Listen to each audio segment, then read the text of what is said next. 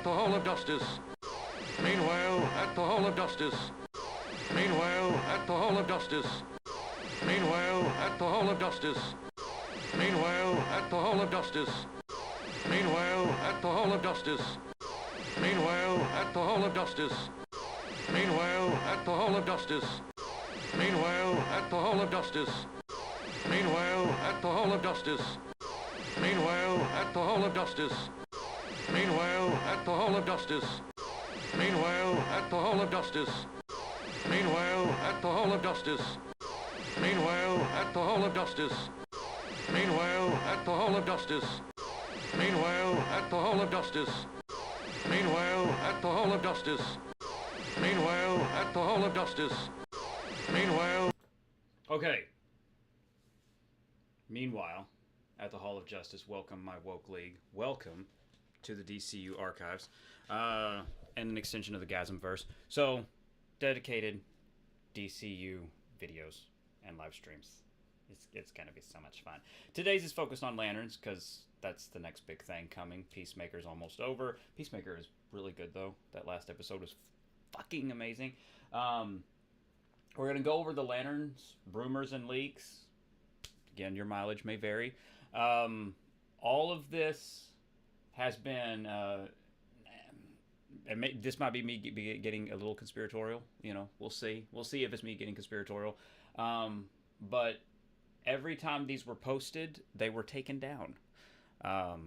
Make of that what you will. Your mileage may vary. If these are true, then they are significant leaks that kind of spoil the first 3 episodes of Lanterns. So we're gonna kind of like get through this really quickly and chat as we go. But let's get started on Lanterns. These are broad overviews of the stories and again, apparently the story and what was filmed. That's what these were claimed to be, and then they were taken down. So we just gotta wait and see. And again, we'll find out when the episodes start airing. If this is accurate, we'll go from that. So we start with, hey Luke, how you doing, man? So again, potential spoilers follow, all this kind of nonsense, but it'll be here for posterity's sake, and as the episodes air, we can find out. If Lanterns premieres and it's literally this, if episode 1 is literally this outline, holy shit, then we know what's coming and it's going to be good. So the episode is bookended with flash forwards of Jon Stewart and Hal Jordan being interrogated by strange alien voices in dark, unearthly rooms, and they explain how they met. The main story is set in modern-day United States in a town called Hope Springs in Iowa. An elderly man is murdered during a robbery. The murderer steals a glowing green lantern and a green ring.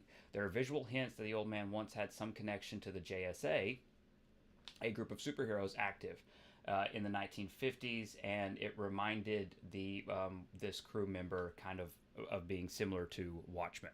I will say, just again to interject, all of this, just as a reminder, all of this was posted before Superman had filmed and before we even had our first looks at the Lanterns show.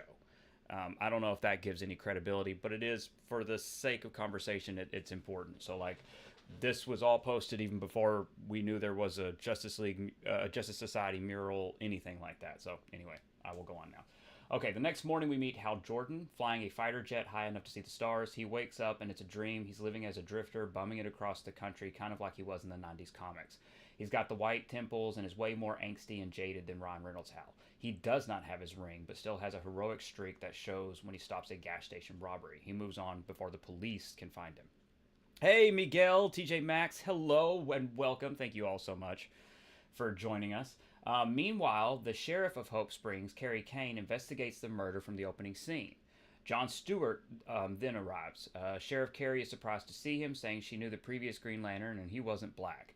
Jon states that he's new. Jon initially thinks investigating a small-time murder in bumfuck nowhere is below his pay grade until he finds out who the murder victim is. Golden Age Green Lantern, Alan Scott.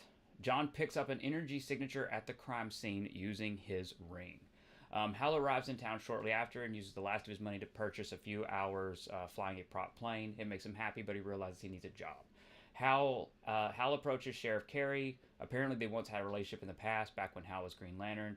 Kane wasn't particularly happy to see him since she now has a husband and children. However, she sees Hal is down on his luck and lets him have a job as a janitor at the police station.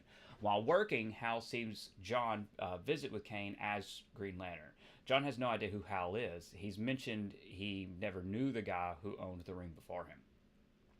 John works on the case, flying all across the state, scanning for the energy signature from the murder scene. Though he takes his job as Green Lantern seriously, he's very inexperienced. He finds a lead on the signature and alerts Sheriff Carey before investigating. Hal, wanting a piece of the action, sneaks off after the sheriff. On the ranch, John is ambushed by shape-shifting aliens posing as a family of ranchers. They are freaky, amorphous flesh blob things that meld together. John's inexperience comes to bite him as he forgot to charge his ring. It gets pulled off by the aliens before John can recharge it with his summoned lantern. Sheriff Carey arrives and saves John, but both of them get cornered until Hal comes to the rescue. He juices up John's ring and uses it to deal with the shapeshifters, and John is amazed to realize that Hal was his predecessor all along. Okay, episode 2. With Hal's help, John and Sheriff Carey detain the alien suspects at the local police station. Hal recognizes them as a Hormith collective, an amorphous flesh blob that can split into multiple shape-shifting bodies. He falls back into his old ways as a Green Lantern, advising Job and Kane to detain the suspects on the moon until they can be transferred to Oa. The collective begs them for terrestrial containment, and John and Carey allow it. Angered by what he sees as lax treatment of a dangerous criminal, Hal relinquishes the ring to John and prepares to leave town again. John returns to investigating. Searching the ranch, he finds the strange energy signature again. It leads into Alan Scott's depowered ring, discarded in a field, but the stolen lantern remains missing. John interrogates the Hormith Collective, which insists it had nothing to do with Alan Scott's murder, but refuses to reveal why it is on Earth. Hey, Teledia! Because of Hal's advice being ignored, the collective escapes captivity, and John fails to stop them. Sheriff Carey proposes he ask Hal for assistance due to the former Green Lantern's experience, but John is too proud to accept help. Carey goes to find Hal on his behalf, stopping him as a bus station at the edge of town. They discuss what happened to his life, and Hal reveals little while implying that he's made a lot of decisions that he regrets. He decides to reluctantly stay and help John, but only because Carey asked him to. They get flirty, but stop short of reigniting any old flame between them due to Carey's current marriage and family. John, meanwhile, is angry with himself for screwing up twice. We get some insight on his motivation through flash cuts of the past. He's a war veteran and a former Marine with some obvious emotional trauma weighing on him. He hunts down and captures a part of the Hormith Collective and notifies the sheriff that he's done so. Once again, however, he's ambushed by collective drones from amongst a crowd of onlookers. John is hesitant to use his ring since he can't tell which of the bystanders are innocent and which are shapeshifters. Sheriff Carey and Hal arrive to help, and there's an action scene that mirrors a real-life riot in the downtown area of Hope Springs. Hal meets up with John in the middle of the brawl and coaches the younger Green Lantern on how to recognize the Hormith. With Hal's guidance, John drops the entire collective with one punch to the creature's brain, disguised as a small child. The riot ends. Without waiting to detain the Hormith again, Hal begins brutally interrogating the creature in the middle of the street. John is perturbed by what is essentially torture, but Hal gets the Hormith to finally admit why it is on Earth. It was hired by the Black Hand to recover and traffic an item called the Starheart, and tells them where they can find it. After Hal finishes the interrogation, he tells John to throw the Hormith to the moon. John cannot bring himself to condemn the creature to misery, so he hands Hal the ring.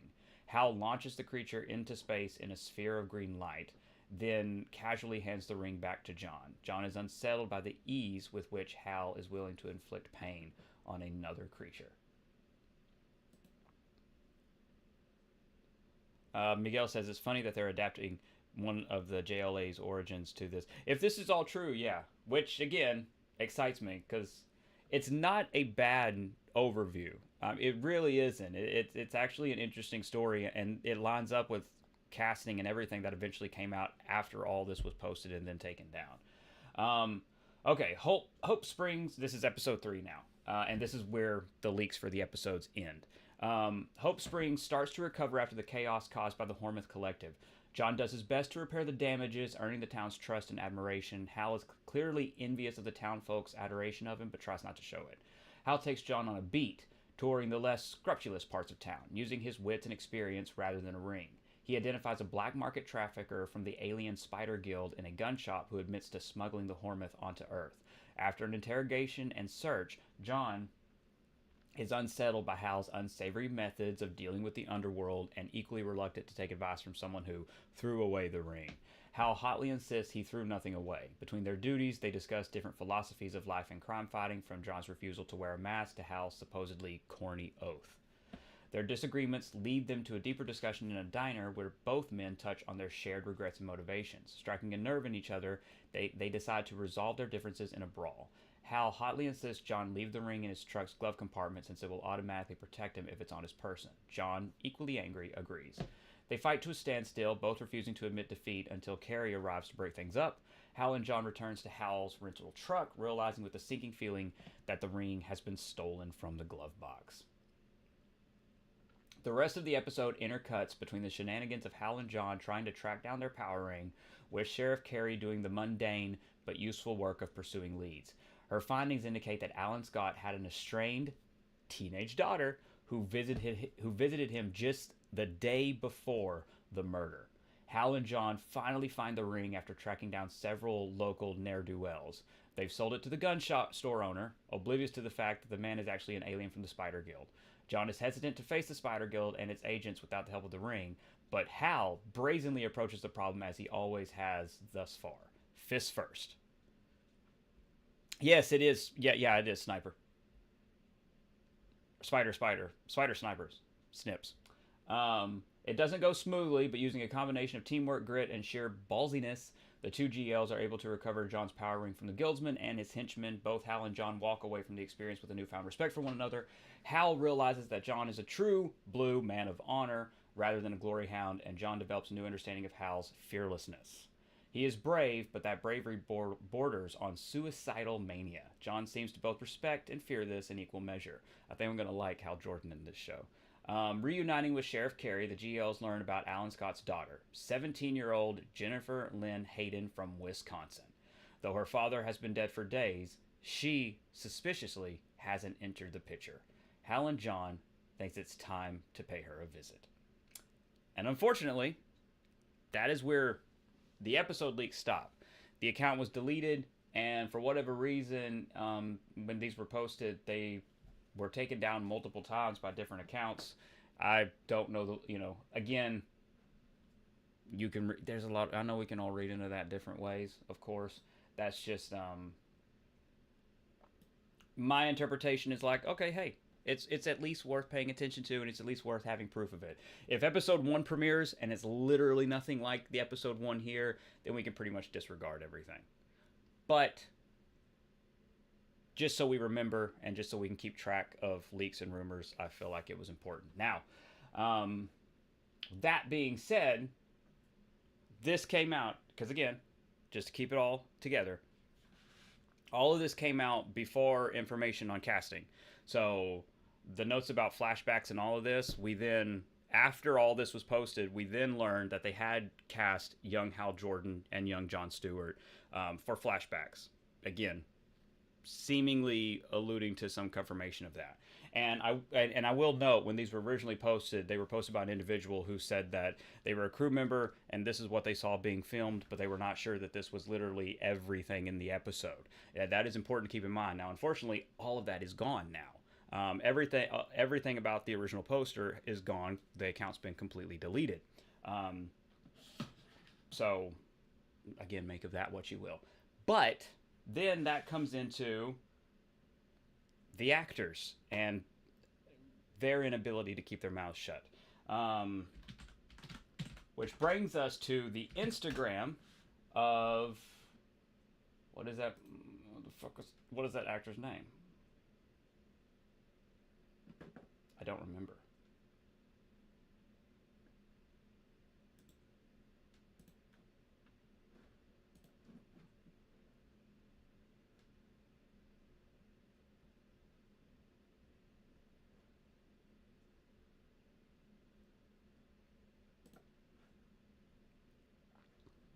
So, 2 actors were cast, and their characters were left vague, and we talked about this in the Discord too. But it was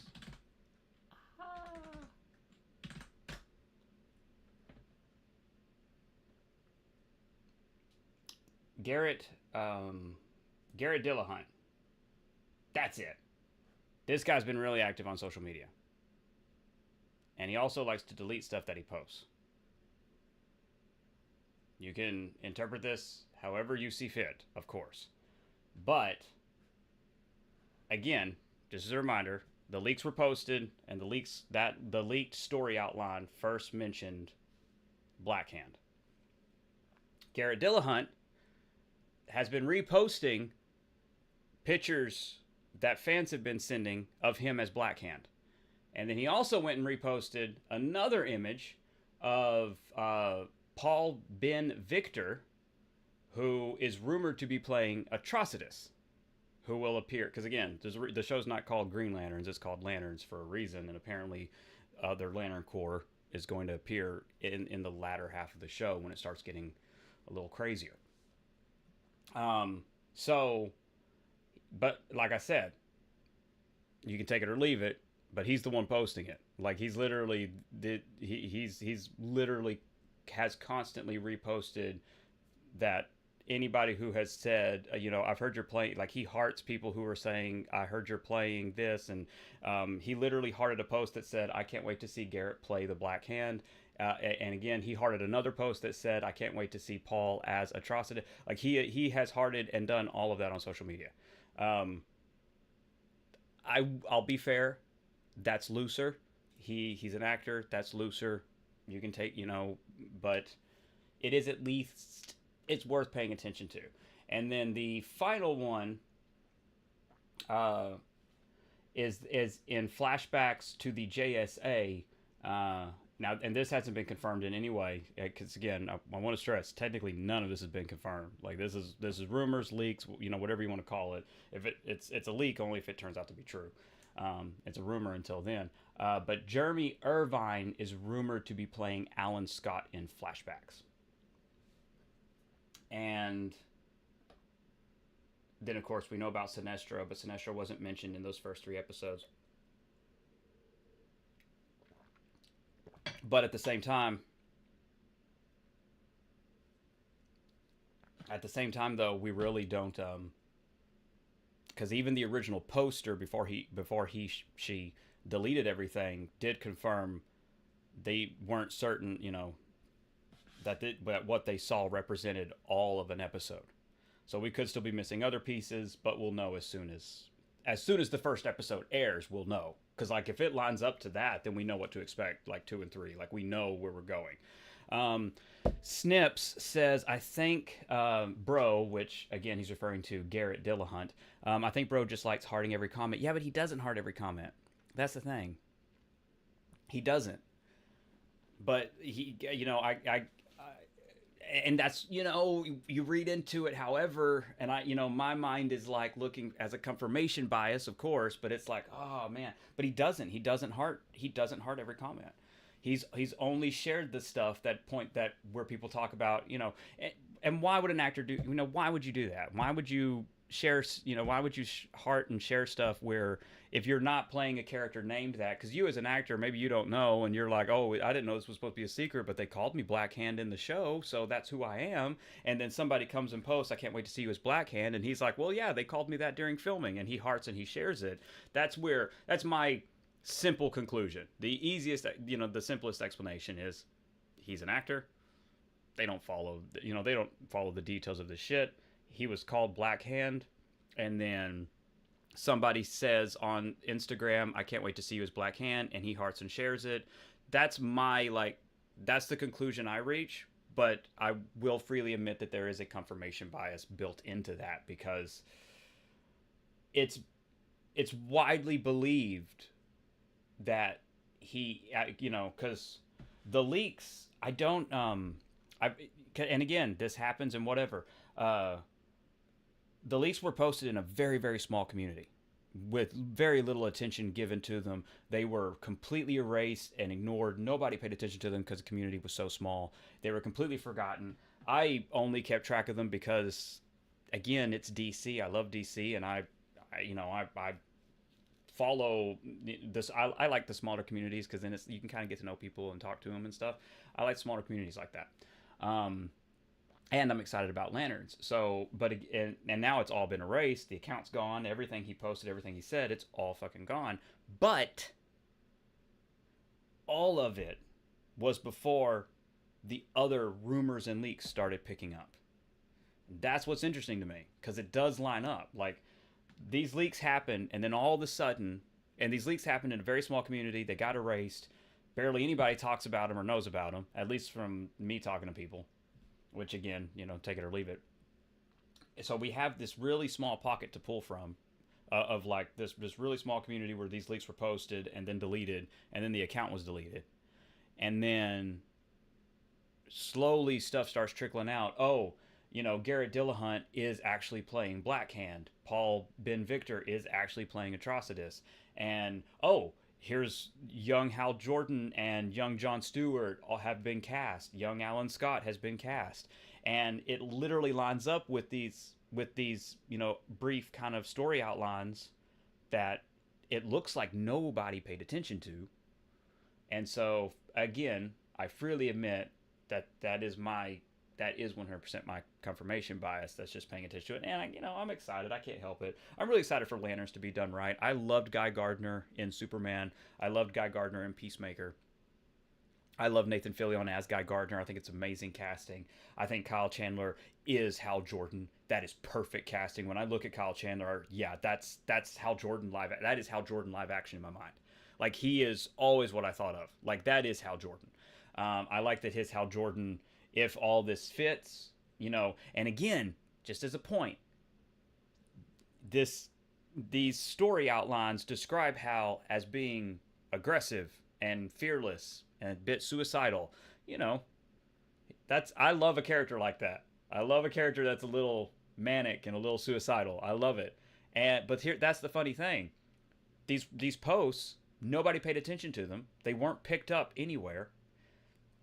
Not a single major trade, nothing reported on these like they usually do on some of these leaks. They completely got ignored, but still, the information from them is lining up with leaks that are coming out. So then, after filming was done on Lanterns, Hal was described as someone who has an edge and a dark side. You can replace suicidal with dark side. You know what I mean? Like, you can replace phrasing like that. So it's like, there might be something here. So... and for me, because this is the way I like to do things, I like to have an archive of everything. I like to be like, okay, what was accurate? When the show finally airs, what of all of this ended up being accurate?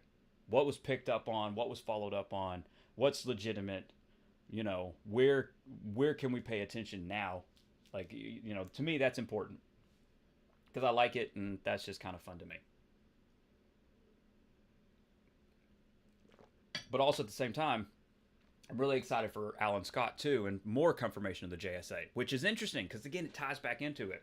So after all of this, last month, James Gunn comes out, and James Gunn says that a JSA member has been cast and is played by a famous, and these are James Gunn's words, and I know James Gunn can be hyperbolic, and I respect it. I respect goofing off and having fun. But James Gunn says that a JSA member has been cast and is played by a world-famous actor. So here's the thing. If we think about present-day Alan Scott, who is an older man, because that's all I can think of. I mean, like, maybe there's a surprise in episode 8 of Peace. Maybe Ted Kord. I mean, like, okay, we can play devil's advocate. Maybe Ted Kord appears in Peacemaker, and he's a JSA member, and maybe that's it. And maybe Ted Kord is going to be played by fucking, I don't know, George Clooney. I don't fucking know. Anyway, my point is, there aren't that many shows left. Oh, hey, Luke, welcome back. Luke had to go somewhere, but he promises it wasn't gooning. Miguel says, I really hope Wally is DCU's main Flash. He's going to be. He's going to be. It's just like with Jon Stewart. Like Barry and Kyle, Barry and Hal are going to be there, but just like as Jon Stewart's coming in, Wally's going to be coming in. Miguel says, really hope the jail suits look clean and great, like Vigilantes, Peacemaker, White Rabbit, Superman's, and again, you know, Guy Gardner's, Hawk Girls, Mr. Terrific, Metamorpho. I'm not worried about their suits. I think they're going to look amazing. And some of the and these are separate leaks, rumors, whatever. But there is some talk about the suits as well that we can get into. But just I can't just going back to the JSA cast member that has apparently been cast. I can't imagine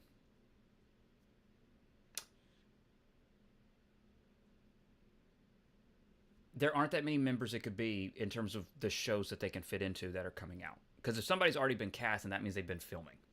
There isn't anything else that's filmed. A JSA member is not going to be in Supergirl. You get what I'm saying?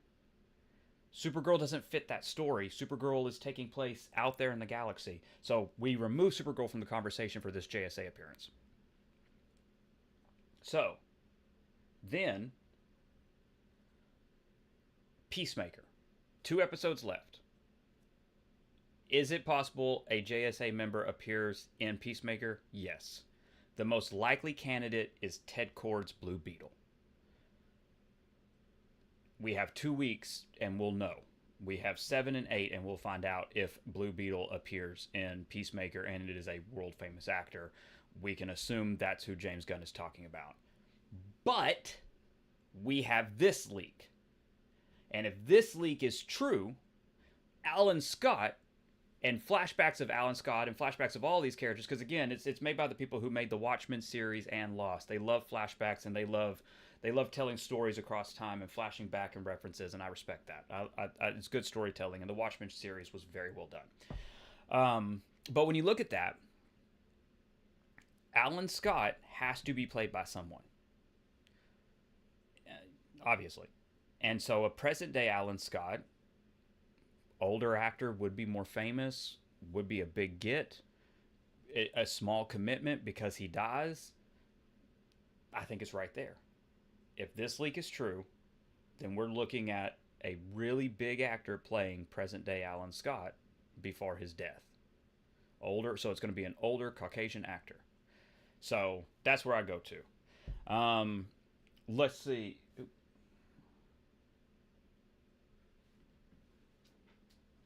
Sorry, I have a text me.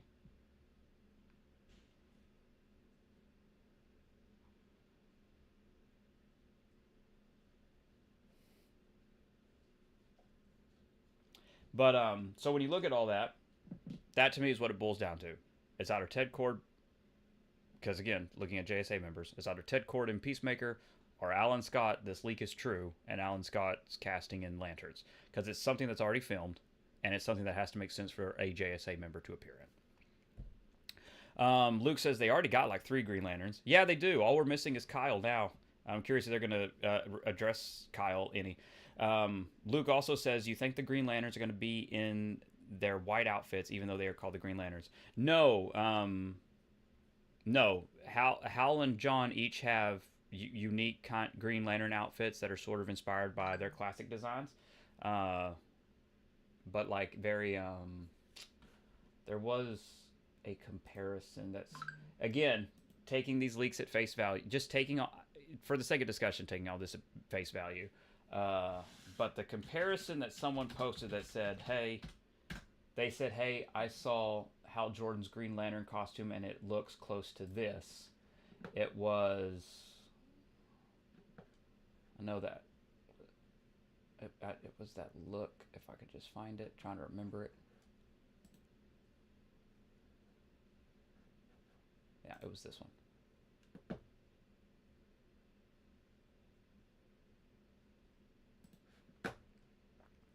For brevity, I'm going to quickly post them in the fucking Discord.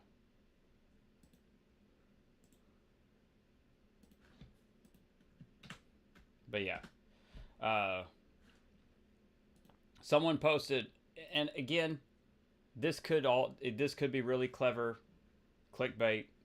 You know, having their accounts deleted, removed, having their posts deleted. But yet again, it's another case of someone posting in a very small community that doesn't get any attention, saying, "Hey, I've seen concept art of Hal Jordan and Jon Stewart. Their costumes look very similar to these two pictures, and these were what was posted." That's all we have to go off. So very classic. I assume, again, feeling very much so off the vibes of Superman. It doesn't surprise me. But it's yet again, it's that wait and see game. It is going to be that wait and see game. Like, we have all of this, but we don't have really definitive, conclusive answers. Oh, can I also say,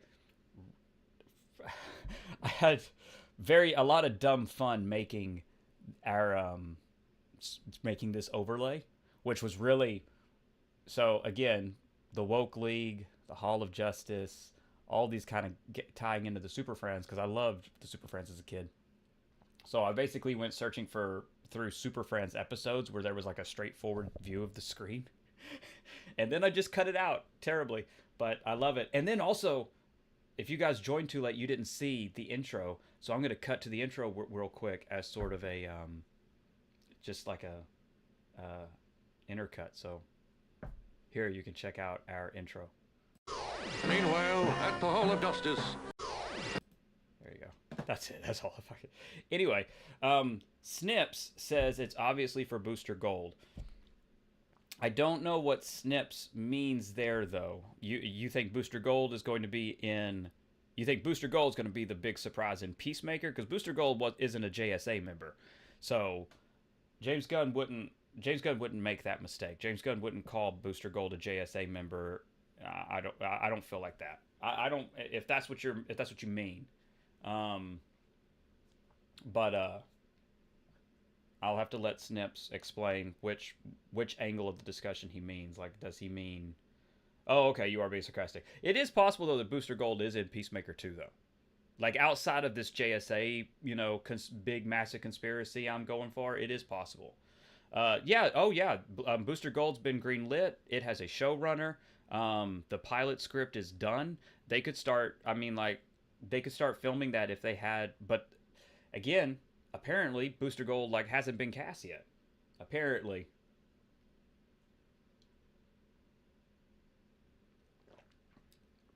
Oh, you meant the JSA member would appear in the Booster Gold project. Right. I get you. Which again would be Blue Beetle. But it hasn't casted at all or filmed. You know what gets me? And I mean this in the nicest way. I mean this really positively. This is impressive and I'm cool with it. I don't mind. How is it not leaked? That's wild to me. That James Gunn has kept this a total secret. The actor, nothing. On top of this actor being cast, not leaking at all, we also have an entire DCU live action HBO series that is planned to start filming in November. Not a single leak on what this is. No production leaks, no nothing. The fact that he is able to pull this off is really fucking impressive.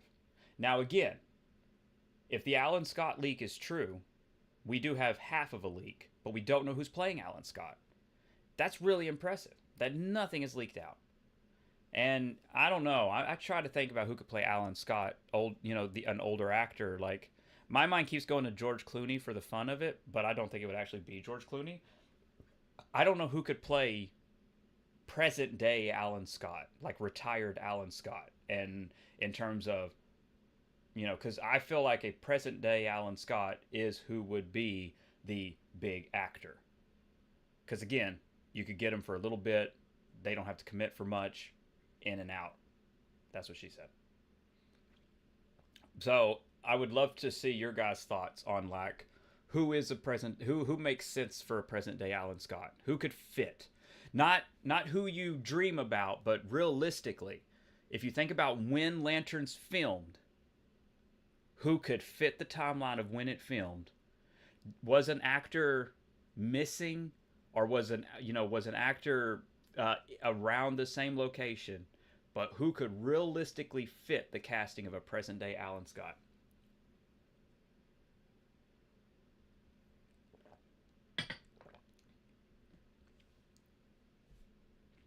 Let's see. Miguel says it might be Captain Nazi. I don't think so. I don't think so. I get what you're going for, but I don't think so.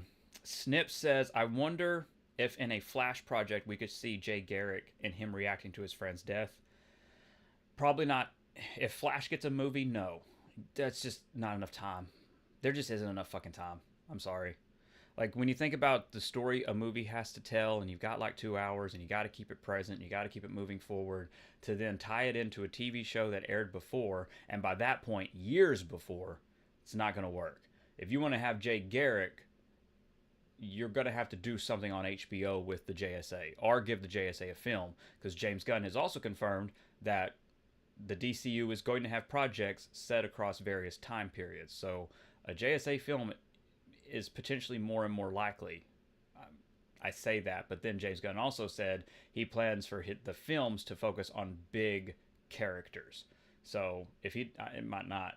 So JSA might work better as HBO and do something similar to Watchmen. Again, like Lanterns, very prestigious, and because again, I think Lanterns is going to take home a lot of Emmys.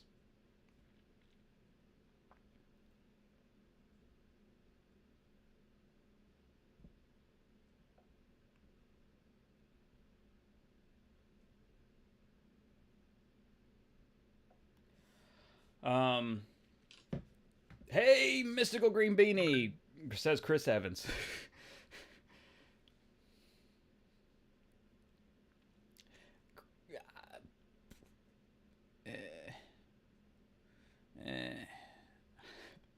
I have no problems with Chris Evans, but I can't see him as anybody in the DC universe. Let's see. Mystical Green Beanie says Sandman Mystery Theater HBO Max series. Oh my god, that would be fucking amazing. That would be some type shit. Also, Constantine. Everybody wants a Constantine movie, and I'm like, no, Constantine would work better as an HBO 8-episode series because it's more time. Like, if somebody comes to me and says, hey, should we do this, or is this character better as a movie, or is this character better as a ongoing TV series? Like, there's a lot of characters that work better as a TV series. Spider-Man's another one. Like, don't get me wrong, I love the Spider-Man films, but when you think about Spider-Man, you think about his high school setting, you think about him growing up. That's a TV show, and it could be a really fucking good one. But because Sony and Disney have to be because Disney have to be bitches, we don't get that. And it doesn't have to mean that we can't get Spider-Man movies set in the same universe as the TV show, because Spider-Man is going to make money no matter what. As long as it's good, Spider-Man will make money. But it's like, Spider-Man could be a TV show, and it's just like what James Gunn is doing right now. We're getting we are getting the Jimmy Olsen show, which is brilliant because Superman's universe is big enough to handle it. How have we never had a Daily Bugle show? That is insane to me, that we don't have a Daily Bugle anthology, and DC's going to do it first. For those of you who don't know, this is in active development. It has gotten a green light. Its name is not official, but it is the Jimmy Olsen Daily Planet Project. It is an 8-episode anthology series. Each episode focuses on Jimmy Olsen investigating a different villain. The first villain that he investigates is Gorilla Grodd. And if this is true, this is a leak, and this ruins the plot twist of the show. So here's your warning. But again, we don't know. This is what's leaked out, and we'll find out. But Gorilla Grodd appears in the first episode. And then the next 7 episodes focus on individual villains. At the end of the series, yes, it was an anthology, but it was Grodd recruiting his secret society / Legion of Doom. So it ties into Grodd's big plan. And it's looking more and more likely, if all of this is true, that Grodd is going to be a main villain for the Justice League coming up, and his Legion of Doom / Secret Society is. But that is apparently the big twist of the show. You have the first episode focusing on Gorilla Grodd, the next 7 episodes focusing on different villains, and then at the same time, also at the end of episode 8, you realize that Grodd has been recruiting these villains that Jimmy Olsen has been investigating. So it all connects and ties together. And I think that sounds really good. Which again just goes to show, like, what manages to leak out and what manages to not leak out is always interesting. But like, it is very interesting that James Gunn is going on about this actor, and it hasn't leaked at all. And yet, I'm so curious about that. I can't help but be curious about that. Miguel says, where do you see the Legion of Superheroes appearing first? Honestly, the Legion of Superheroes, they can't hold them. They don't work for a movie. If they were going to do the Legion of Superheroes, it needs to be an animated series on HBO Max. That's it. It needs to be an animated series on HBO Max first and foremost. That's where it needs to start. And then maybe you can move into a live action series, but I don't think it doesn't work for the films right now, especially in this particular chapter, to do a live action film on the Legion of Superheroes. It just doesn't work. Do it as an animated series. Mystical Green Beanie says, every Spider-Man movie I've seen confirms that Spider-Man will work better as a TV show. Thank you. And again, that's even beyond the animated series. And again, my ideal Spider-Man animated series, the perfect one, and it's a masterpiece. There is nothing wrong with it. Nothing wrong with it. Spectacular Spider-Man. That is golden. And that should be the gold standard. I want to see that in live action. I want, because again, we're never going to get away from live action. I'm not the biggest fan of live action, and more this generation, my daughter's generation, they're not either. Like, I just want to put this into perspective. Demon Slayer is going to be bigger, is going to have, probably by next week, Demon Slayer is going to have a bigger box office than any DC or Marvel film this year, or even within the last few years. Demon Slayer is going to have a bigger box office than any of their films. It's time to start looking at animation, and it's time to start looking at anime for inspiration. Because these superheroes, it's basically shonen manga. And if you treat it like that, if you treat Spider-Man like my hero, you are going to have massive success. They will come to it. If you are consistent, if you tell a good story, and on top of that, animation is, and I don't say this in a rude way, animation is cheaper. You can do things in animation that you cannot do in live action. You do not have to worry about your actors aging. You do not have to worry about your actors getting injured on set. You have a smaller crew, you have a smaller overhead, and you can put out animated films at a faster pace. You could literally have a massive Spider-Man blockbuster every other year in theaters if you focused on that instead of live action. And I know people don't want to give up live action. I don't know why. I don't know why we need like everything to always be live action. I don't get that myself. To each their own. I don't get it. I like live action. I don't have anything against it, but I will watch these guys in cartoons. I would. If Lanterns was a cartoon series and it was Kyle Chandler voicing and it was just this voice cast, but it was still the same story that's been leaked, I would still be just as excited. It's not that it has to be live action that interests me. It has to be a good story first. And a good story can exist in animation and it can exist in live action. I don't have like a preference to live action. If I was to say that I had a preference, in all honesty, I have a preference to animation. I prefer animation. I like the animation feel better. To be honest, I like the people in animation more. Every time I've met animation crews, animation actors, they're always very nice, very professional, very polite. They're good people, and they're really passionate about what they're working on. And they're artists, and they're creative, and because of the crews being smaller and more tight-knit, they really know what they're making. And I have a lot of respect for that. And so I want to be clear. I will absolutely watch any live action property that DC puts out. I will. But does it have to be live action for me to watch it? No. I will watch an animated JSA HBO cartoon. Legion of Superheroes, Lanterns, Flash. All of it. I'd watch all of it if it was animated. The Superman movie that came out. Can you imagine that animated? I would fucking watch it. Okay, let me get caught up a little bit. Mystical Green Beatty says we got DC's Frontline before GTA 6. Sort of, not yet. GTA 6 is probably going to end up coming out before the Jimmy Olsen show. Because GTA 6 is scheduled for May, right? Yeah. May, GTA 6 is going to beat it. Miguel asks, how was your trip? Very good. Very good. She and I had a lot of fun.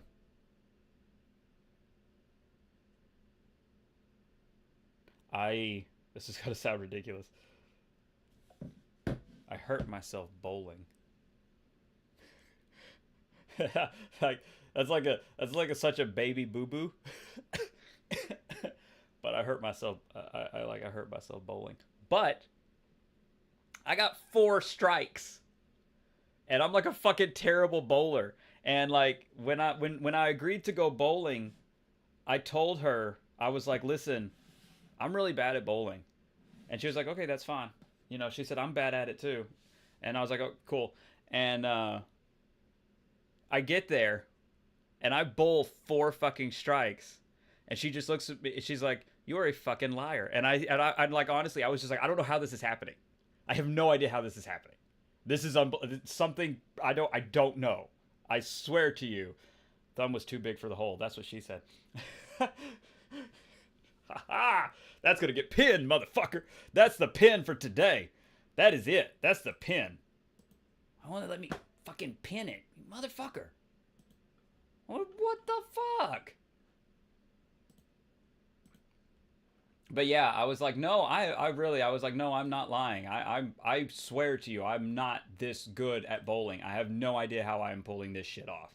Like it's like it was like some kind of like Riz kicked in my brain, and I like just to like I don't know, but like yeah, 4 strikes, and then I got a spare. Like okay, we'll have to physically pin on your forehead. It's starting to feel that way because YouTube like really just wants to be pin me. I did. Oh, I pinned you, Beanie. And then so I got 4 strikes, and then I got I threw the ball, got everything but 1 pin, and the 1 pin I didn't get was the one. So like you know at the far edge, like the last pin, like they all knocked down except for 1 at the very very far edge. Okay. And I was proud of this one.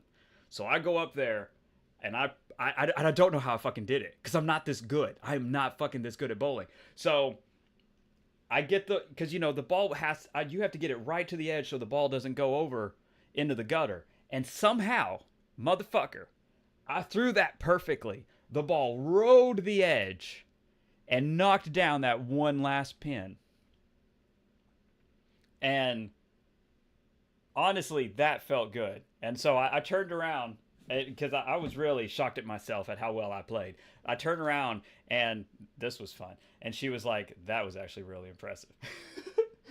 So, yeah, I had fun.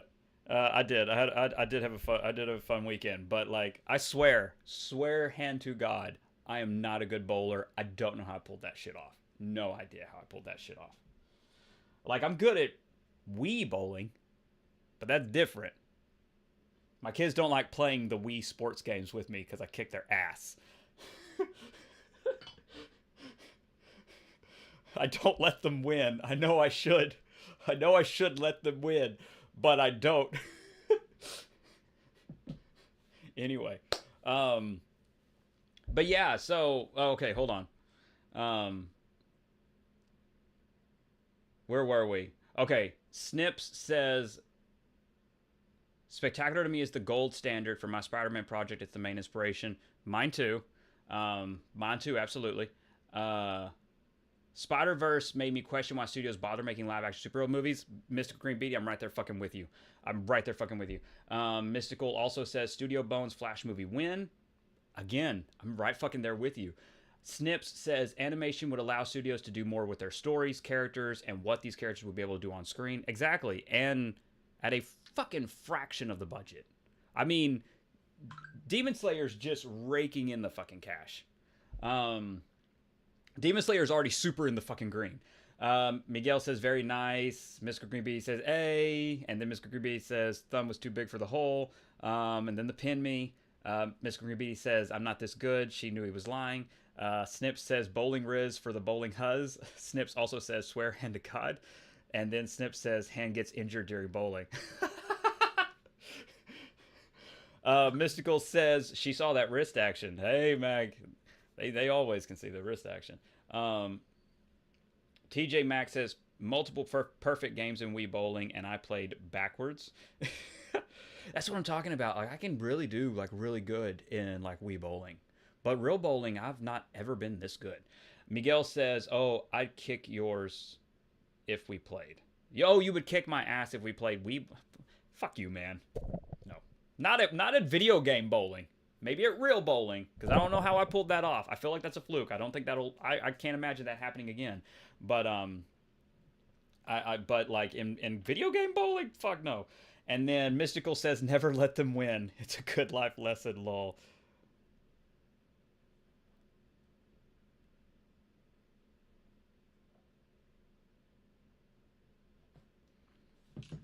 Yeah, I feel... Yeah, I know, like, my...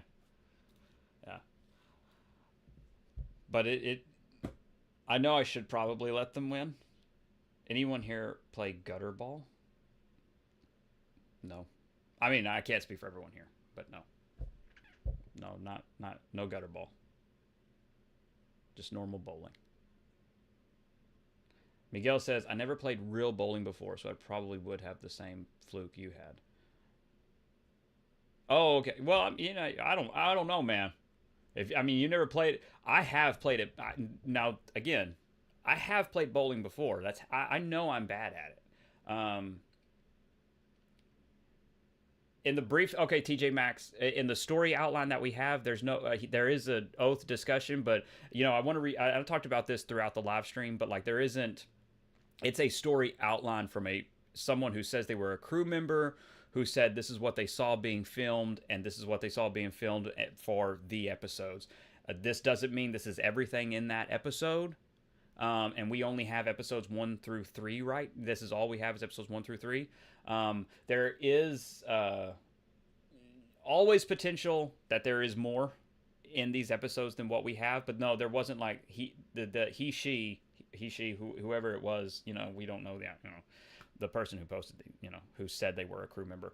If they are legitimate, of course, but they did stress that they weren't, you know, this might not be everything that will be in the first, second, and third episodes. There could be more, but this is what they saw filmed. But yeah, Miguel, like, I have gone bowling. Like, bowling's kind of like that's a pretty normal, like, date thing for me. Bowling's fun. Bowling's fun. It's chilled. It's relaxed. It's just a fun activity, and you're not in the fucking awful heat of summer. But no, that's how I know I'm not a good bowler, and yet like I fucking knock it out. Like, just I could not believe I got that many strikes, and then did that really awesome like one, you know, got that spare. Like that was fucking. I couldn't believe that, and then to be told that it was impressive is like, oh, okay, right on. Yes, thank you. That was good, but yeah, no, I did have a lot of fun, but yeah, crazy fluke. I felt so bad because I really did. I really honestly told her, I'm like, I'm really bad at bowling, and then to pull off that kind of fucking game. Let's see. Mystical says, I know I'm alone on this, but the best Spider-Man movie is somewhere between the first Amazing Spider-Man and Homecoming, with Raimi's eye for action. I understand the principle of what you're saying. Like, I actually get what you're saying. It's like, because again, we're not talking about, if we're talking about those films, obviously for me, Sam Raimi's Spider-Man 2 is the best Spider-Man film. And honestly, one of the best superhero films. I mean, like, it is still, depending on the day you ask me, like, it's either James Gunn's Superman or Spider-Man 2, and it's always like 1 and 2, 1 and 2, 1 and 2. I will be honest, most of the time, Sam Raimi's Spider-Man 2 wins out, you know, when I'm talking with friends and stuff. and that's Sam Raimi Spider-Man 2 was just it. But again, James Gunn Superman is right there, second place. So in terms of if I judge the films individually, yeah, Sam Raimi Spider-Man 2 tops it. But in terms of the best Spider-Man film, because we don't have a definitive Spider-Man film yet. We don't have a definitive Spider-Man saga that captures all the different facets of Peter Parker, his supporting cast. We don't have everything. We don't even have it where it perfectly captures, Spider-Man's snark, because Sam Raimi didn't really capture Spider-Man's snarkiness. And I also felt like Sam Raimi didn't really grasp Mary Jane very well. I didn't like how Sam Raimi ultimately handled Mary Jane across those three films. I like bits of it, but it's bits and pieces, right? So like the perfect Spider-Man film, it really is. Because Amazing Spider-Man, really good Spider-Man. And I like the Peter Parker, too. Really good Spider-Man, Peter Parker. Really good relationship. Like the romance and the relationship, the sexual tension, really, really good. Sam Raimi has a lot of the heart. And I think the best Peter Parker is somewhere in the middle of Holland, Garfield, and Tobey. Because they all bring something different. But the perfect one is somewhere in the middle of that. Because Tobey didn't have enough of an edge. Andrew Garfield should not have. I think there was some weird. Just some of the weird story decisions with him and Gwen. Like at the end of the first film, he makes a promise not to see Gwen. I don't know. Some of that doesn't work for me in terms of Peter Parker. Like if you're gonna have him date Gwen anyway, then don't have him make that promise. And that was a weird promise anyway. And again, it's weird story decisions. And then Tom Holland's Peter relied too much on Iron Man. And too much on all these mentors, all that needs to be cut out. It's Uncle Ben. Be done with all this other fucking bullshit. He's not Robin. He's not a Ward. He shouldn't have the access to millions of dollars of technology. That is not Spider-Man. Get rid of all of that. So it's aspects, and the perfect one exists in the middle of all of those, because all of those are Spider-Man in different ways. Some are better than others. I still think Tobey and Andrew as a Spider-Man, in terms of a film. And in terms of representing the ideas of Spider-Man, Tobey and Andrew's films are better than Tom Holland's, because again, Tom Holland's constantly falls back on Marvel cameos and mentors, and everything, and the heart gets lost. The supporting cast is lost. There's no Daily Bugle. There is no world building. There isn't any world building. And so like I think that's where Marvel, and again, that's my biggest problem with the MCU entirely. There's no fucking world building. Look what DC did in one film. Look what James Gunn did with one fucking film. Marvel could learn a lot. Especially with Spider-Man, because Spider-Man has that kind of world too. And you don't see any of it explored. There's no depth. It's all very superficial and very clean and very plain. Let's see. The raindrop sequence in Spider-Man 2 is still peak for me. Fuck yeah. Snip says, I'm gonna drive now, so see y'all. Maybe I'll join to listen on the drive. We'll see. Oh no, you're good, man. You're good. We're not gonna be live for this live stream too much longer anyway, so you're all good. Mystical Green Beanie said Tom had the school dynamic and Marvel Universe connection. Andrew had the drama, and Tobey's world felt like a comic, just blended together. Exactly. Just do James Gunn's Superman, but for Spider-Man. It's what you're describing. That really is what you're describing.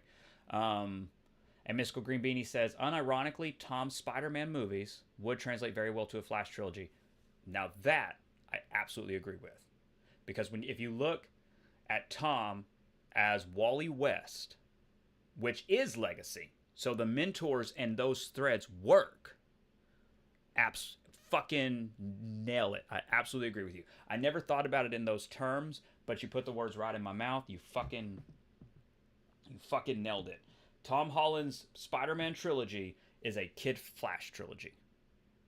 Because that's it. It is in an established universe. It is legacy. There are mentors. And that's why Tom Holland's Spider-Man doesn't work as Spider-Man for me. Because Spider-Man isn't a legacy character. Spider-Man is not a character that is built from these others. And again, I love comics, and I don't like every Spider-Man cartoon, but all my favorite origins of Spider-Man, he is independent. He doesn't even like the Avengers. Like, he doesn't, I mean, like, his first appearances, he does not like he says he doesn't like the Avengers. That's Spider-Man to me. He doesn't really like people in the beginning. He really doesn't. He's moody. He's got a bit of an edge to him. He's got that Andrew Garfield edge that Tobey lacked. And again, that's why you need both those parts. And I think it's important, because Peter does have an edge to him. He does. That needs to be a part of it. But it's ultimately, Spider-Man is not a story about legacy. And that's what the MCU got wrong, because the MCU is obsessed with superficial legacy, not actual world building. That's the mistake. That's a storytelling mistake. That's Kevin Feige's mistake. That's not on Sony, because Sony didn't make that decision. Those are Marvel's decisions, and they were bad decisions. And I will fucking stand on that hill for all of fucking eternity. Let's see. Miguel says, they just mixed Ultimate and 616 Pete with Miles while making MCU Pete and his corner of the world. Yeah, that's all they did. I mean, even Ned is basically the fucking kid from Miles' story. I can't remember his name. I'm sorry. I don't read Miles Morales' comic. That was after that was after my time. Like, I stopped like following. I don't know. But I know that just looking at images, Ned Leeds was completely turned into Genki. Is it Genki? That is a weird name if that's that motherfucker's name in the comic. Genki? I feel like that was it. Like Ganke, Genki Lee. Maybe I'm pronouncing it wrong. It just sounds fucking weird to say. Genki? Gank? I don't know. I'm obsessing over the wrong thing. Anyway, my point though, it still stands. Like,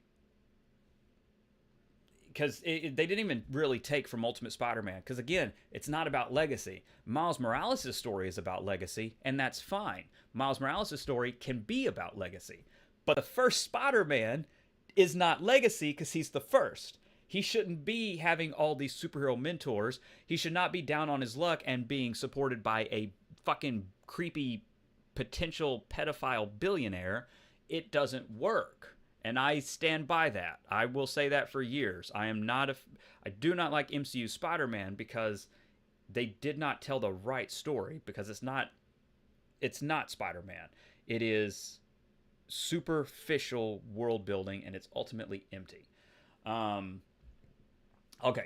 Mystical Green Beanie says they even had the Johns ending where Peter has Strange make everyone forget he existed, just like Wally asked Spectre to do in the OG Flashpoint. I mean, yeah. You are right. You really are. Like, you've nailed it. Like, it really is fucking crazy, because it is totally the story of Wally West, and I know 100% Marvel did not do it on purpose, because they don't know what they're doing with Spider-Man, but it works out that way so perfectly. Like, Tom Holland's Spider-Man is a legacy Kid Flash, and it works for that because Kid Flash is built on legacy and mentors and mentorship, and in a universe that is already well established with superheroes. Spider-Man can be well established with superheroes, but he's not a legacy, and his origins cannot be so intrinsically tied into other superheroes, because then that defeats the purpose of Spider-Man and Peter Parker, down on his luck, bills to pay. He's not going hanging out in fucking skyscrapers and getting AI glasses and AI suits. What the fuck are you doing? That's not Spider-Man. That's a legacy character at that point. And I absolutely disagree with it.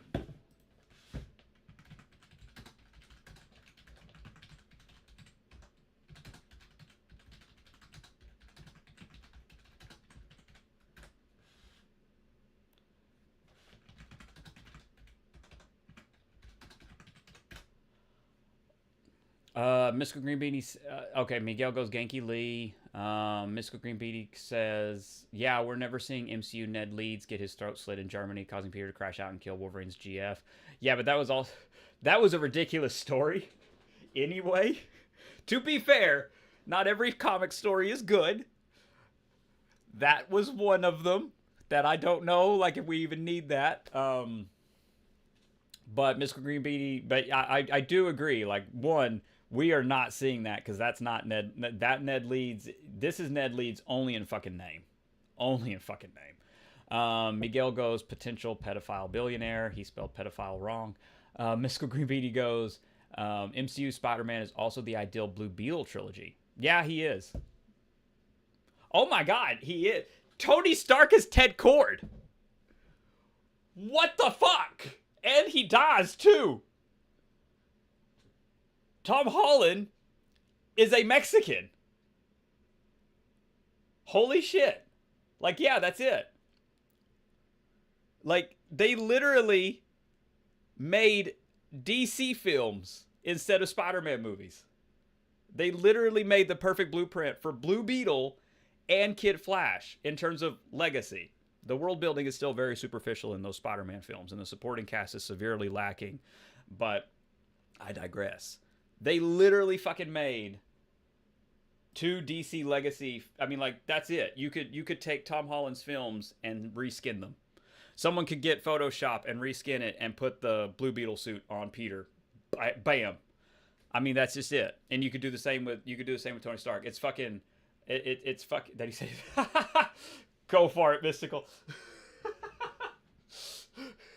but it's like it is. It's fucking crazy. Like, honestly, it might even fit Blue Beetle better. It might even fit Blue Beetle better. And I got issues with the Blue Beetle film. I got little issues here and there. I don't like some of the supporting cast. I think some of it just kind of got annoying, and I feel like anyway, I could get really nitpicky, and because it's DC and I love DC and I get really nitpicky. But like, holy shit, honestly, yeah, Tom Holland Spider-Man films is so close to Blue Beetle. It's fucking unbelievable. It's crazy to think about it in that perspective because I'm gonna be honest, I had not thought about framed it like that, but fuck, it works. And it might work better than the Flash comparison, even though the Kid Flash comparison is equally just as reputable. Because again, any character where it's tied into legacy like that and carrying on that legacy, because the Spider-Man films feel more like that. And DC has a really good grasp on legacy and world building. Not every identity needs to get passed down, and not everybody needs to share identities. You know, I'm someone who very firmly believes Batman dies with Bruce Wayne, and again, in terms of the perpetual kind of IP, Bruce Wayne's always going to be Batman. Superman's always going to be Clark Kent. I'm not talking about like, oh, well, timelines and, oh, you know, these heroes age. They're never going to age because they exist in perpetuity. I can't talk. Thank you, Donald Trump. But they exist in perpetuity because it's IP. So for me, Batman dies with Bruce Wayne because he's Batman so that nobody else has to be. So by the time Bruce Wayne dies, Gotham needs to be a very safe place. That's how I feel. Batman needs to be successful by the time he dies. To each their own on that. I'm not saying that has to be a hard and fast rule, but I am saying, you know, I'm not saying that's something comics have to live by, and I'm not saying that has to erase your Batman successor, but there needs to be some type of like happy ending, and Bruce has his son. Bruce ends up with, I'll say Selina, and because you got to have that happy, like at the if a story was to actually end, not exist in perpetuity for comics and for sales.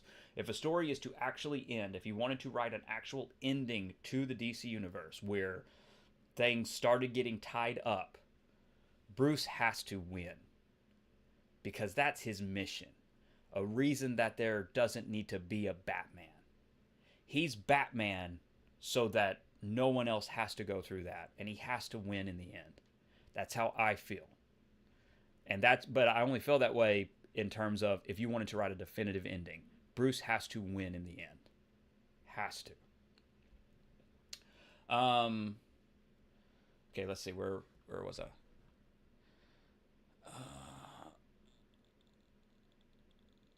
Yeah, okay, I found where I was left off at. Yeah, Mystical is clipping it and DMing Tom Holland. Miguel says, fuck you, word police. Mystical says, MCU Spider-Man works for so many characters, but ironically not Spider-Man.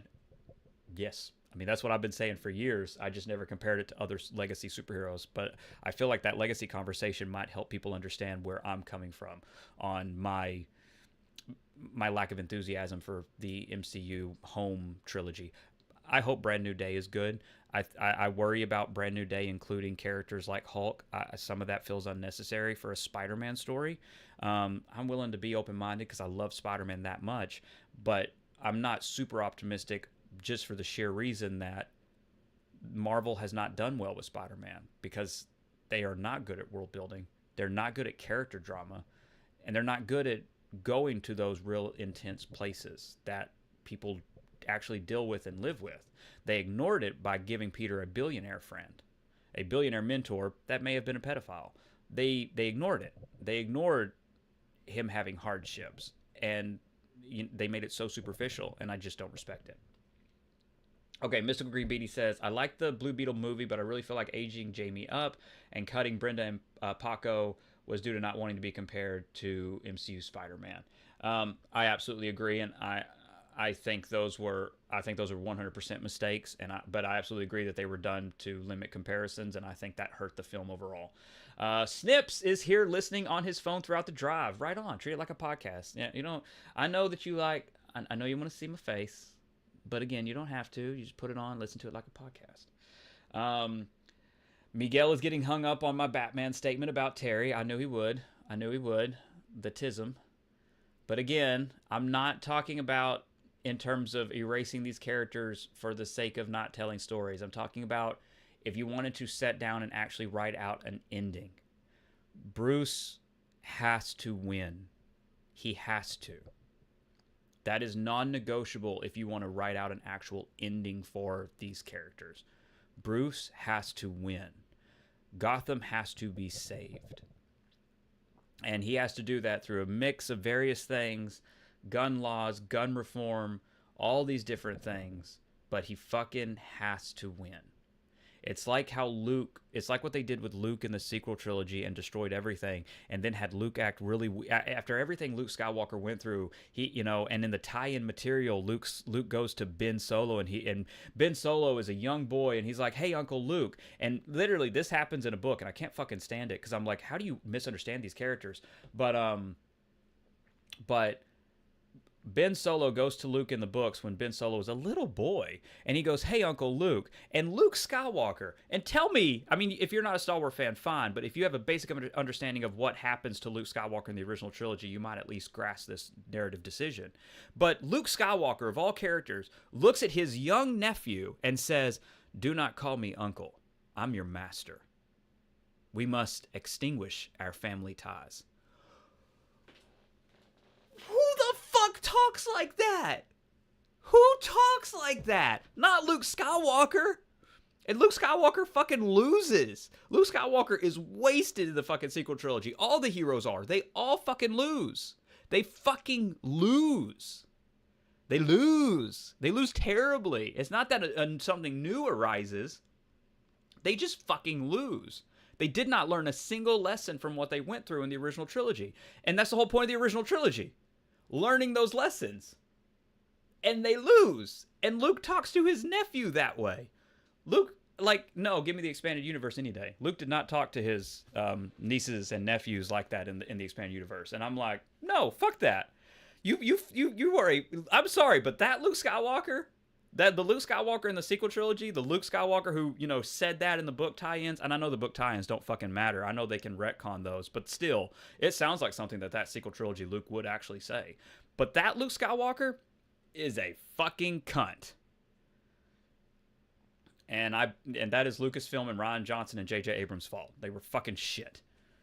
Anyway, let's go back to this and we can start wrapping up. And again, Mystical Green Beatty says MCU Spider-Man also works for OG Captain Marvel. Yeah, it fucking does. It fucking does. I still think Blue Beetle and Kid Flash are a little better, and Blue Beetle kind of being the best one. But I mean, yeah, I'll give you, it really does. It's fucking unbelievable how well it's just how much they fucked up in Spider-Man. Mystical Green Beatty says, I don't know, Bat Dick was pleasant. Don't give me, again, I'm not, in terms of the perpetuity of these characters existing and all these characters taking on the mantle, yes, for comics, Terry McGinnis, for the cartoons, for all these things, for the idea we have to sell these characters constantly, merchandise, yeah, they're fun. Terry McGinnis is a great character. Dick Grayson as Batman is a great character. Damian Wayne in his Flash Forward as Batman is a great character. The problem, and not really the problem, but the hypothetical, is ending a story. Just like manga. anime, having a proper ending. They and people can disagree, but I cannot in good faith, I could not write a story where Bruce retires as Batman and has lost. Where Joker and all these people running amok, all this fucking chaos, Gotham is still polluted, there's still so much gun trafficking and all of that. No. Yes, you can never, I can make the argument that you cannot completely 100% remove crime, but you can remove the crime that Batman exists for. You know, healing the world, making the world better, changing Arkham and the mental institution, you know, being progressive and making those differences so that Batman's story has a happy ending. And I know that that is relative, but I'm someone who believes that Bruce can have a happy ending.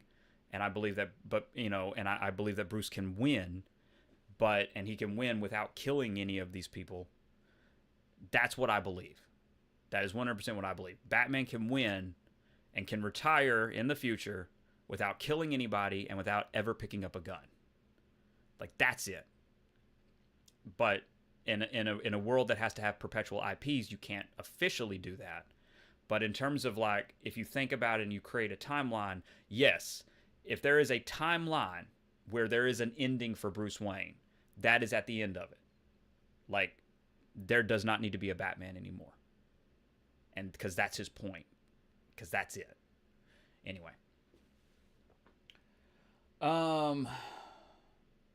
Let's see. Oh my God. I think I lost it. Okay.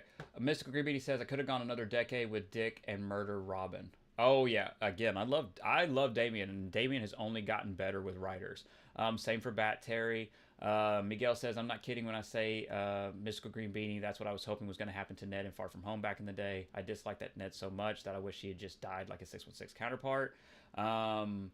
Phrasing, tisms, Miguel's going off on a tangent. Miguel wants to know about flaws for Wally West in our DC Gasmverse. Snip says, I'm at a red light, but Greg, voice chat after stream. Yeah, sure. Yeah, I can do that. I got time because I'll have to wrap up soon. Because I do have a couple of things I got to do. But yeah, I can. If I wrap up soon, I can get into the VC. Mystical Green Beanie says, not gonna lie, I don't mind the heroes of the OG trilogy losing, but I think I do mind. If we're talking about Star Wars, I do mind. But you stopped it. But I think. I don't like it. I really don't. I don't mind, you know, because it's an entire galaxy, new wars and new threats coming up. But it's not just. It's not even just that they lose. It's that they lose and didn't learn a single lesson from the original trilogy. That is so the antithesis of what George Lucas intended. It's detrimental to the saga. It hurts the saga. It is only negative, and it will only ever be viewed negative, because it completely goes against everything that these characters did throughout A New Hope, Empire Strikes Back, and Return of the Jedi. Their arc was completely erased because of nostalgia, because of bait, and because J.J. Abrams and Rian Johnson and, you know, Kathleen Kennedy as their supporter did not understand what George Lucas did and how to build off of that. Even though the expanded universe had numerous things you didn't have to adapt, but that you could look to for at least some inspiration. Mystical Green Beanie says, I think Morrison did a good job where Bruce dies and the criminals from his era go with him, and that's why Dick has his own unique rogues gallery. I do agree with that. I did like that Morrison did that. And again, for perpetuity, where comics, you have to keep running a Batman comic because you have to maintain trademark and IP. Batman comics always have to be around. So if you kill Bruce, even if it's a gimmick, somebody's got to be Batman, because you have to have a Batman comic in print to maintain your rights to it. I get that. But if we're to end it, again, if we're to really end it where Bruce is Batman from the age of, 19 to 60, he has to win and it has to end. And because that's a huge gap. And by the time he's 60, Dick and all of them are not going to come and be Batman. Like, they're not. If you run it throughout, a life where he has a career as Batman, no, he has to win at the end, because he needs to have his life. Like, he marries Selena Kyle. Again, she adopts Damien. Maybe maybe they have another child, and maybe they have a child together, whatever. But there is, if you're not trying to run a comic for, if you're not trying to run a comic for licensing reasons, then yeah, Batman's story comes to an end. He wins, and I think that's fair. But I did like that for the sake of keeping, because there had to be a Batman comic. I did like what Morrison did with Dick and Damian. Miguel says, do you prefer Two-Face more as a Batman villain or a Dick Robin villain? Oh, always Batman. Because I feel like Bruce and Harvey Dent having a relationship is more interesting than just the antagonist, just the villain of Two-Face to Dick. So for me, Bruce Wayne and Harvey having a relationship, and then Harvey becoming Two-Face and reflecting, again, another side of the coin, if you will, of Batman is more interesting than Dick Grayson. Because Dick Grayson doesn't have the pathos that Batman does. And because he's not supposed to. That's kind of the point. That's the point of Dick Grayson. Dick Grayson's not Batman. He's not. Dick Grayson, Bruce did what he did so that Dick Grayson would move on from that. And Dick Grayson, my Dick Grayson, would not ever be Batman. Because he's not. He doesn't have those pathos. He doesn't. He wants a life. He's in love with Barbara Gordon. Like he has an existence that he's going to live out.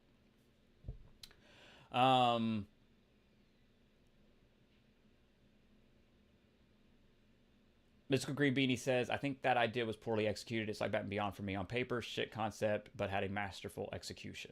Well, yeah, Batman Beyond is amazing. Mystical says Batman and Superman Generations is good on paper for what you're talking about. It's just some of the John Byrneisms that kind of ruin it. I guess that's fair. I mean, I don't know what I have that's a John Byrneism for my Batman, but it just comes down to actual definitive endings. And for me, like, if you're telling a huge like Batman life saga, I don't know. I could not in good faith write a story where Bruce dies and he technically lost and people still have to have Batman and Arkham Asylum is still, everything is still bad. I can't do it. It's just, I don't know. Maybe maybe it plays into me being naive and too optimistic or whatever, but like Batman's got to win and retire. Like Batman dies with Bruce Wayne. Nightwing can still exist. All these guys can still exist, but Batman, the purpose of Batman, has to die in a good way. TJ Maxx says, oh, John Byrne had stuff like 100-year-old Superman making out with 14-year-old Lana Lang and Batman feuding with his children. Oh, God, no. That's not what I'm talking about. My story, but like, that is not at all. Superman and Lois Lane, like my canon for how these characters end is not like that at all. Not at all. John Byrne was, I mean, don't get me wrong, he has some good stories, but he also, if you read those stories in context, he kind of he's kind of weird and a creep in terms of how he writes young women. It's really creepy. But no, like there's no Batman feuding with his children. Like I don't like stuff that John Byrne did. I like what I would do for Batman and Superman. And TJ says, do you have a preferred origin for the Joker? Not specifically, because I don't think Joker should have an origin. I am in the Alan Moore boat. I don't like the Killing Joke. For me, I know some people take it as fact about Joker's history. And I think Alan Moore could have been a little bit looser and a little bit more metaphorical. I don't believe that was Joker's origin. And for me, like I am somebody who subscribes to Joker's origin. No one knows it. And any story he tells is going to be made up because of the wall that he's built up to protect himself. Because again, I try to look at these characters in terms of their pathos and how you could write them in a more interesting way. And for me, that is Joker. You're not ever going to know what made him that way, what abuses, what his manic depressive episodes, suicidal, all these different things. He will say stuff, but you're not ever going to know the actual story, and it will never be shown. Not in anything I do, because that to me is the brilliance of Joker. Miguel says, when will you read the 2023 run of The Flash? It's the start of the newest run for Wally. I mean, I want to. I want to get around to it. I'm not against reading it. I don't hide this. I've said this before. I've said this on our other channel. I don't really read modern Marvel and DC. I just don't like decisions that they've made. I just don't. Like, I don't like how they aged up John Kent and made him an adult, and now him and Damian, we lose super. Like, there's so many decisions I just completely, 100%, emphatically, utterly, dramatically fucking disagree with. I do like Matt Fraction's Batman so far, but we're only one issue in. I'm hoping that this is a Batman that has a little bit more personality. If it doesn't, I'll drop it. But I'm tired of how they've been handling these characters, because it was going so well in DC Rebirth, and then they just fucking wasted all of that. I love the DC Rebirth era. The DC Rebirth era was the last time I read a major comic publisher. I refuse to read Marvel. Marvel is utter shit. I'm sorry. If you're reading Marvel and you like it, that's fine. I won't spend money on Marvel. I won't. If I'm going to read Marvel, like I tell you, I will read it fucking illegally if you want to have a conversation. I will not purchase a Marvel book. It is shit. DC Rebirth was the last major publisher I read, and it was glorious. And when that era ended, I pretty much hung up my cape for big two superheroes. It was done. I feel like the Rebirth era kind of put a bow on my nostalgia and the era I grew up with, because the Rebirth era brought back the era I grew up with. And so for me, it was really nostalgic. It was a treat. And when DC Rebirth ended, it kind of felt perfect. It was like, okay, that's it. Everybody kind of gets, this is everybody's happy ending. This is it. I love this. Like, I can make an ending from these stories now. So yeah, my comic reading, I read Hellboy, I read Saga, and I read the Energon universe. And, that gets my money. And Saga hasn't had an issue in months and isn't even scheduled to have an issue. I don't know what's fucking going on with Brian K. Vaughan. Like, I don't have a fucking clue. Like, I don't know what's gonna happen with that book. I think Saga's gonna end up getting a shortened run, because every time it comes back, its sales are dropping dramatically, and I don't think they can feasibly keep it going. They've killed all momentum for Saga, on top of the fact that they killed really beloved characters for the sake of Game of Thrones style drama, and it backfired on them terribly. And I disagree with those kind of deaths. To me, it's insignificant and cheap anyway. But yeah, my era of reading modern comics is over. I've been collecting back issues when I do buy from Marvel or DC, and that means Marvel and DC doesn't get that money. But I do, like, I can't stress that enough, because I'm never going to pretend. I love Marvel and DC, but I love the era that I read, and that era is over. And so I have no reason to read it. My era ended. They're not writing stuff for me anymore. And that's okay. They don't got to write stuff for me. But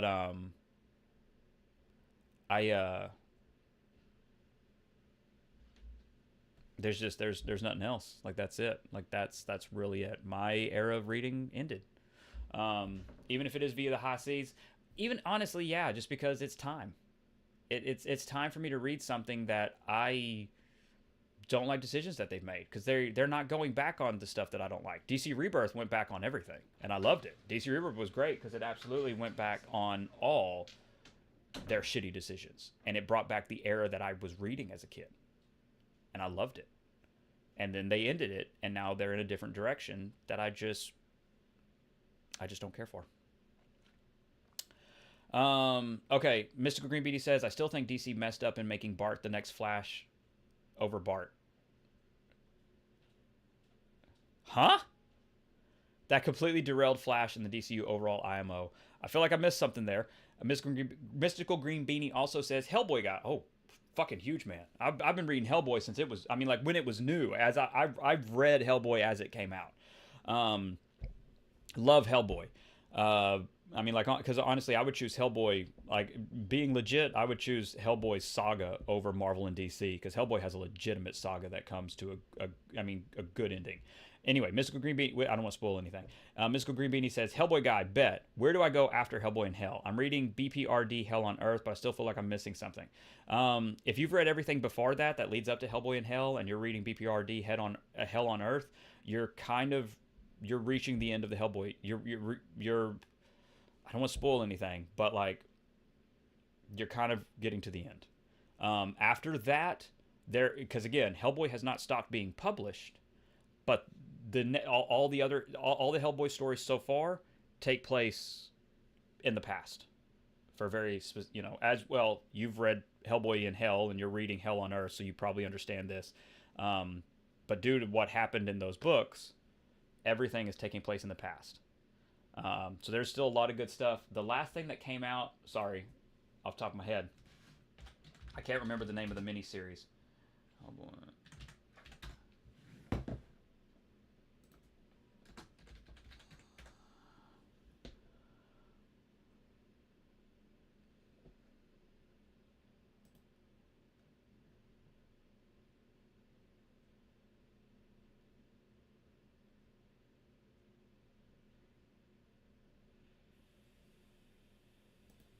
I think this is it.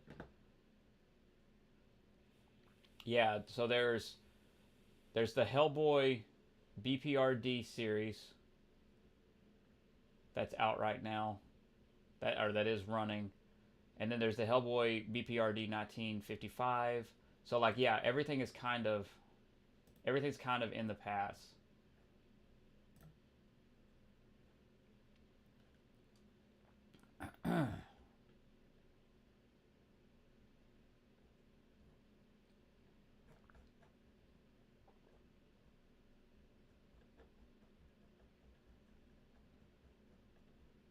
The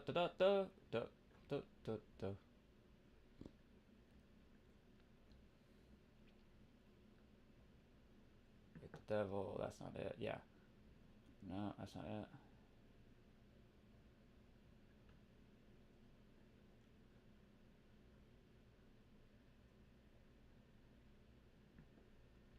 Okay. So, I'm going to be careful because I do not want to spoil it. Because I forgot about this, but this exists and this is important. So I'm going to be very careful. I will not, I'm not, so I'm doing my best. But I did forget about this.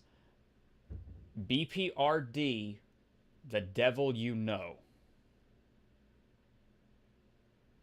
That's after you've read Hell on Earth and Hellboy in Hell, read that. That is the end. I'm being as careful as possible. BPRD, The Devil You Know. Do not search that up and risk spoiling yourself.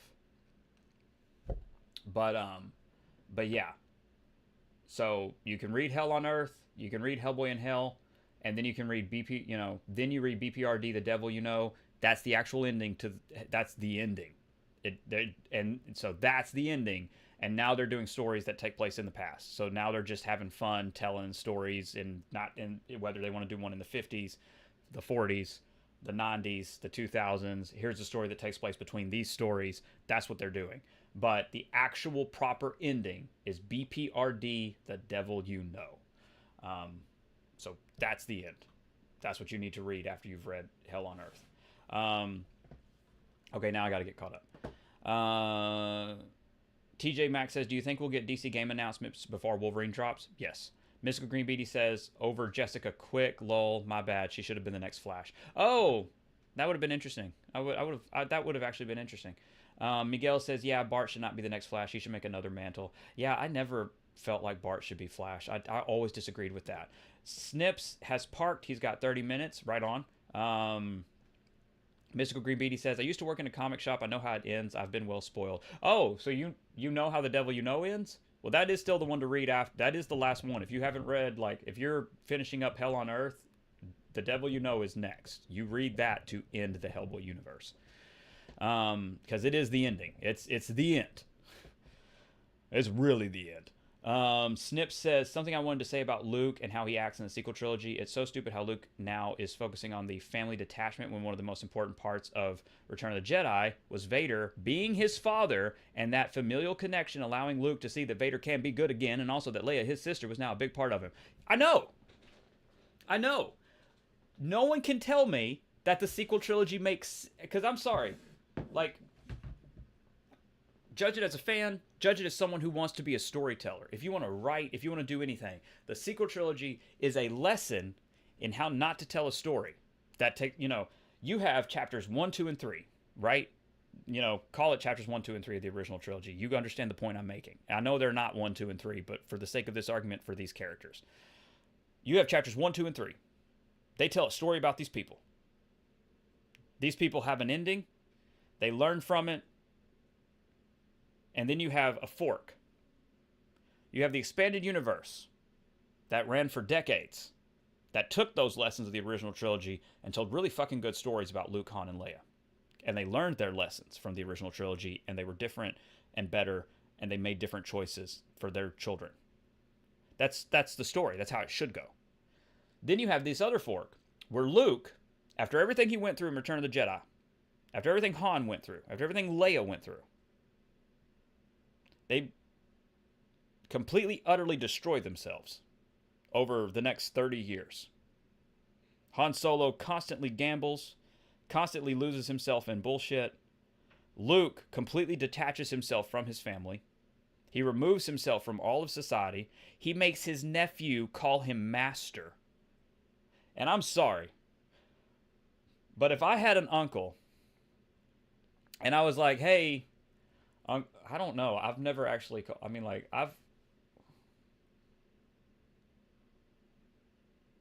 I have never interacted with any of my dad's brothers. My dad has passed away, and my mom only has a sister. But even if I did interact with my dad's brothers, I wouldn't be like, hey, uncle, what the fuck ever. That's weird phrasing for an American. Like, you don't start like that. But still, my point still stands. Like, hey, Jeff. You don't preface it with uncle. At least I don't as an American. I don't fucking know what other people do. Anyway, I'm digressing.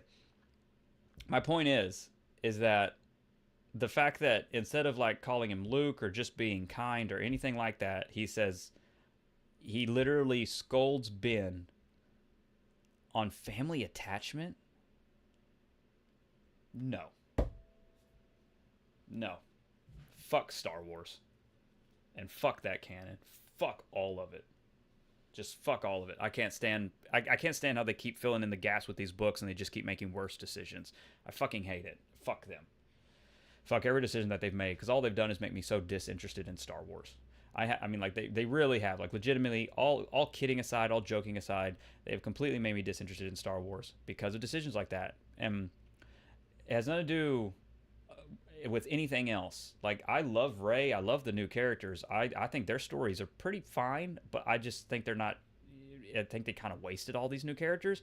What bothers me is the detachment and the destruction of what the legacy characters learned. Because you could have told this story better. How do I know that? The expanded universe. Okay, we're almost done here, so I'm gonna kind of catch up, and then we're gonna wrap up because we've done an hour and a half. Snip says family became an important part of Luke. He wouldn't just toss that away to go back to how the Jedi were, especially since arguably that was a big part of how the Jedi failed. Absolutely agree. I don't disagree with you. I mean, that's what I've been saying. I 100% agree with you. Arkham, hey Arkham. Arkham says, if Grodd is the leader of the Legion of Doom secret society of supervillains, I wonder how Lex fits in. Does he take over from Grodd? Does he form his own team of supervillains? Right now, Lex isn't tied into that at all. Lex is going on a separate path. At least at first. I don't know if his path is going to converge with Grodd later, but what I can tell you is Lex is on a forked path that's going to take him through Cadmus and to the presidency. That's Lex's path right now. Now, if that intersects at some point with Grodd and his Legion of Doom, I'm sure it will, but you're thinking of it too small. Like, and again, I respect it, but that's not Lex's story in the beginning. Lex is going on a different path right now that's going to take him through politics. It can intersect with Grodd and the Legion of Doom, and I'm sure it will. But we have to remember Lex's story arc, because Lex's story arc comes first versus gimmicks. And with Man of Tomorrow establishing that Lex is going down this different path, we have to watch that play out before we get to the Legion of Doom and Grodd's ultimate plan and how Lex fits into that. I'm sure Lex will fit into it, but I doubt it's going to be, it's going to take a different route because Lex is on this political path first. He's on this redemption redemption path. And by redemption, I don't mean becoming a good guy. I mean redemption in the eyes of the public. The public will see him differently and forgive him, and that will allow him to run for president. That's the story we're getting to. Miguel says, I'd love to get a Flash prequel for Wally in the DCU. I agree with that. Miguel says to get more of his time as Kid Flash with the Titans. Absolutely agree with that. I'm still waiting to see what they do with the Titans, and that's probably why we haven't heard a lot, because they have to nail down exactly what's going to happen to the what is the Titans canon. Arkham says, would Grodd form the Secret Society while Lex forms the Legion of Doom to beat the other villains, for example? No, I think that's excessive and unnecessary narratively. It's very repetitious, and I don't think it does anything. I don't think that does anything interesting, Arkham. I think you either have the Secret Society or the Legion of Doom, or one fails and another one is formed. In my opinion, since they did the Hall of Justice, I feel like it's going to be the Legion of Doom, again, to continue with those parallels and with those fun comic booky homages. I expect the Legion of Doom to be the villain team that Grodd puts together. And like I said, Lex is going down a political path. So anything Lex does is going to be tied into something greater, and he's going to do stuff more sneaky on the side once he is redeemed in the public's eye after he helps Superman defeat maybe Brainiac. We don't know for certain. Miguel says maybe even have his relationship with Magenta back then. Again, Miguel is still referencing Kid Flash. Okay. Unless there's anything last minute or whatever, I'm going to wrap up here. I'm kind of hungry. I'm going to get some food. And I'm going to text my friend before she goes to work. So that's where I'm at right now. So any emergencies, any big last minute surprises, any last minute questions before we wrap up? And again, before we do wrap up, before all of you start disappearing, I'd appreciate it if you subscribed and hit the like button. That would be awesome and very nice. Thank you if you do that. If you didn't like it, then you can just leave. You know, it's the internet. You can just click off. But if you did like it, hit that like button. When do we play DC Universe Online, Greg? That is an excellent question. Anyway, so looking at my schedule, I don't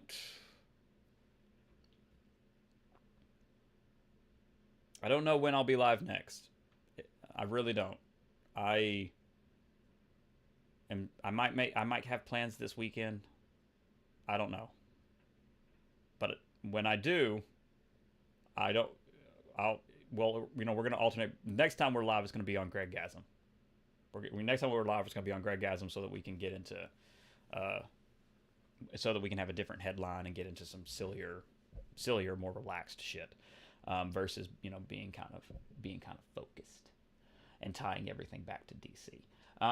Okay, so yeah, that's it. I wish I could tell you when I was going to be live next, but I really don't know right now. But again, if you're in the Discord, you will know. Snip says, I will not subscribe and I will not like. And he also doesn't like green eggs and ham. Miguel says, would love to know the equally excelente answer. Excellent. What? Anyway. Okay, so... Oh!